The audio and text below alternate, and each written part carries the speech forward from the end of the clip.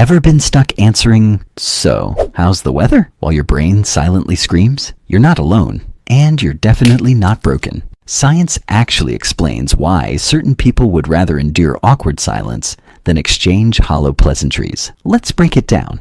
The first type, depth-hungry brains. Some minds are literally built differently. Researchers discovered that certain people possess what's called a high need for cognition. Their brains are hardwired to chase meaning, complexity, and substance. Surface-level chatter doesn't just bore them, it registers as mental static. Ask them about their weekend. Nothing happens. But drop a question about human nature or an uncomfortable truth. Watch them completely come alive. These aren't antisocial people. They're just running on a frequency most conversations never reach. The second type, the exhausted performers. For this group, casual conversation isn't simple. It's an invisible marathon. Behind every "how are you," their mind is racing.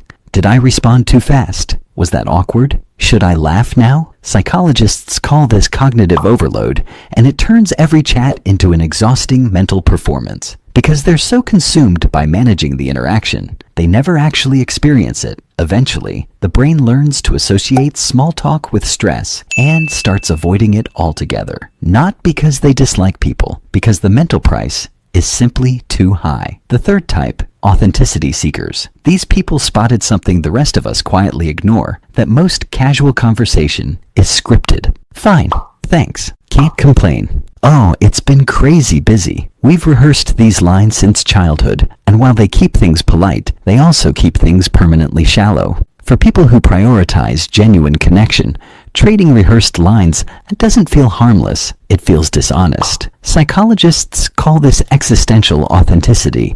And once you see the script, you can't pretend it isn't there. Here's what all three groups share.